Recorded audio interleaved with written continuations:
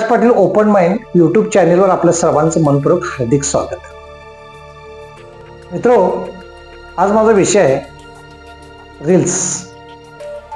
Reels नाद केला खोळा, आयुष्य एकच वेळा. रील्सचे बाजीगर आणि रील्सचे बळी. रील्स बनवणे ही जणू काही आपल्या जीवनाची अपरिहार्यता झाली आहे असे आता सर्वसामान्यांनाच वाटू लागले आहे. मग रील्ससाठी काही करण्याची त्यांची तयारी असते. या रील्समुळे अनेक जीव गेलेत आणि त्याच्या बातम्या झाल्यात. या सोशल मीडियावर झळकूनही रील्स स्टारचे डोळे अजूनही उघडलेले दिसत नाहीत. इतके त्यांना स्टंट रील्सच व्यसन लागले आहे.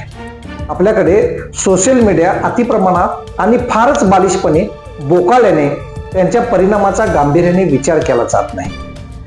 रील्ससाठी स्टंट कशाला करायला हवा, रील्ससाठी जीव कशाला धोक्यात टाकायला हवा, याचा साधा विचारही त्यांच्या मनात येत नाही. या जीवाचे त्यांना मूल अजून कळालेलेच नाही. थोडक्यात ड्रग्ज किंवा दारूच्या व्यसनासारखे आता सोशल मीडियाला रील्स शॉर्ट्स व्यसन युवा पिढीला जडत आहे. मला काही घटना तुमच्या समोर आज सांगायच्या आहेत आणि ह्या घटना सांगत असताना काही घटना अशा आहेत की त्या अतिशय थरारक आहेत, वेगळ्या विचित्र स्वरूपाच्या आहेत. त्यामध्ये एक घटना तुम्हाला मला सांगावीशी वाटते की घटना क्रमांक 1, शिवडी रेल्वे स्थानकामध्ये एक युवक त्या ठिकाणी स्टंट करत होता. तो स्टंट करत असताना त्याचा व्हिडिओचा व्हायरल झाला. त्याचा शोध पोलिसांनी घेतला. पण ज्यावेळी पोलिसांनी शोध घेतला त्यावेळी समजलं की त्या मुलग्याचे एक पाय आणि एक हात निकामी झालेला होता. तो रील्स करत असताना रेल्वेच्या ट्रॅकवर पडून त्याचा एक पाय आणि एक हात तुटला गेला. परिणामी तो जीवाला मुकला. ही घटना 14 जुलै 2024 ची आहे. त्या युवकाचे नाव आहे फरहत आझम शेख. दुसरी घटना आहे ही घटना दुसरी अन्वी कामदार, मुंबईतील ट्रॅव्हल ब्लॉगर म्हणून सोशल मीडियावर ती प्रसिद्ध होती. तिचे अनेक व्हिडिओ जे आहेत हे अनेक व्हिडिओ व्हायरल झालेले आहेत. तिचे चाहते जे आहेत ते चाहते खूप प्रमाणात चाहते, हजारोच्या संख्येने तिचे चाहते आहेत. ती रील्स बनवत होती आणि रील्स बनवत असताना ती रील्सला लाईक करणारे तिचे हजारो चाहते फॉलोअर्स होते. 17 जुलै 2024 रोजी रायगड जिल्ह्यातील माणगाव तालुक्यातील कुंभे धबधब्यावर रील्स बनवण्याच्या नादात ती 300 फूट खोल दरीत कोसळली आणि त्यातच तिचा अंत झाला. विशेष म्हणजे पेशाने ती चार्टेड अकाउंट होती, म्हणजेच ती उच्च शिक्षित होती.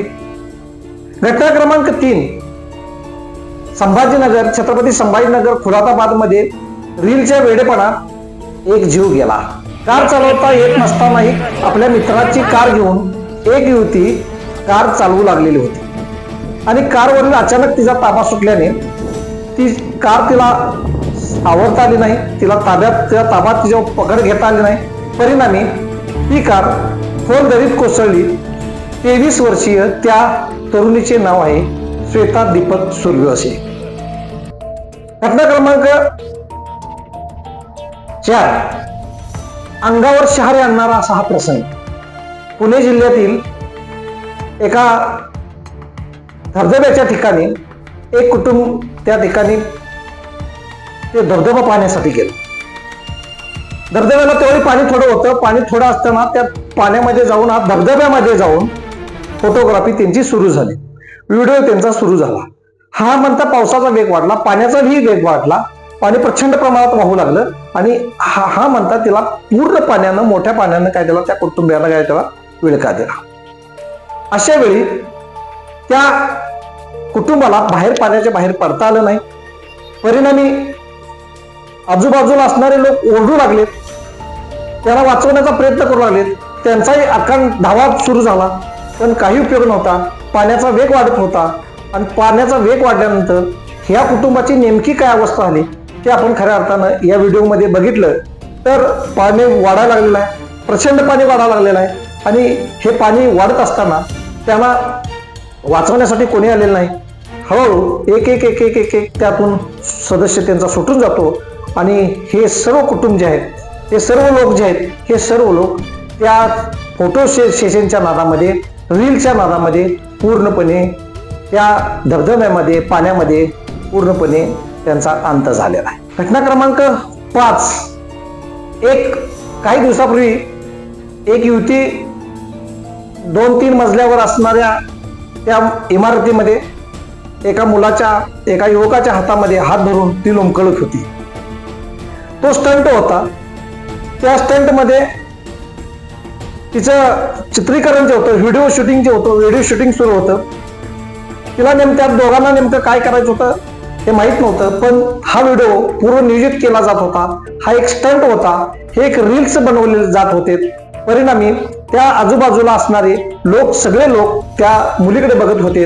पण यावेळी त्या मुलाच्या हातातून त्या मुलीचा हात जर सुटला असता तर परिणामी काय झालं असतं याचा विचार आपण करू शकत नाही.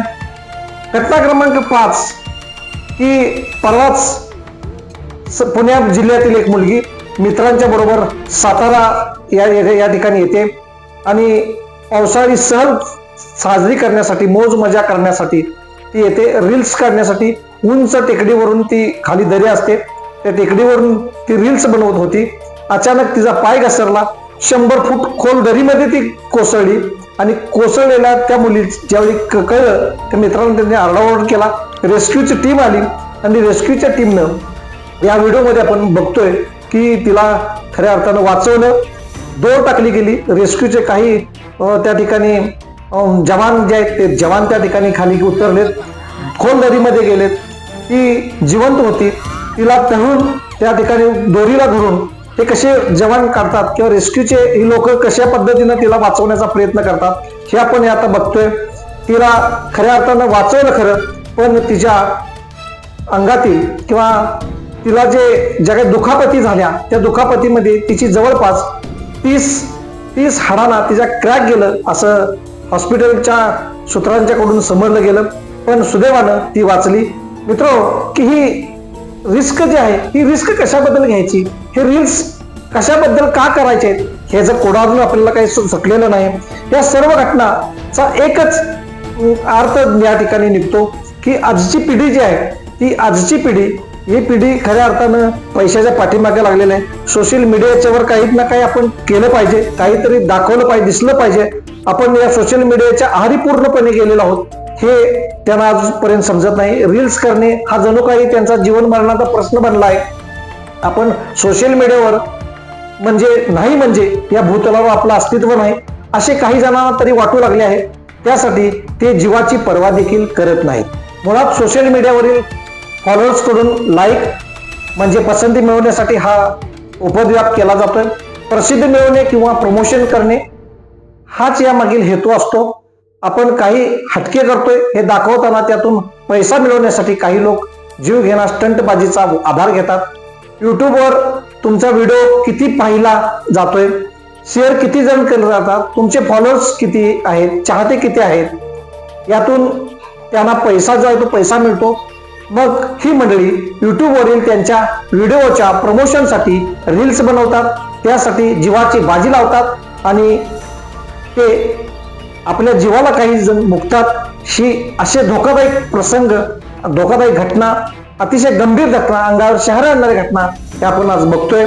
तेव्हा रील्स हे खऱ्या अर्थानं रीलचे बाजीगर न म्हणता आज त्यातून रीलच्या बाजीगरांच्या माध्यमातून अनेक जण बळी गेलेले आहेत. या बळी गेलेले आहेत. तेव्हा एकच सांगणं आहे, रीलच्या भानगडीत न पडता, रील्स म्हणजे आपलं सर्वस्व नाही, रील्स म्हणजे आपल्या जीवनाचा पूर्ण काही सर्व गोष्टी नाहीत. तेव्हा सर्व युवकांना, सर्व युवतींना एकच विनंती आहे की रील्स चांगल्या करा, चांगल्या पद्धतीने करा. रील्स काय फक्त स्टंटबाजीनच करता येतात असं नाही. रील्सच्या माध्यमातून आपल्याला की चांगल्या गोष्टी, चांगल्या माहिती आपण सोशल मीडियाच्या माध्यमातून नक्कीच त्या ठिकाणी लोकांच्या पर्यंत पोहोचवू शकतो. धन्यवाद.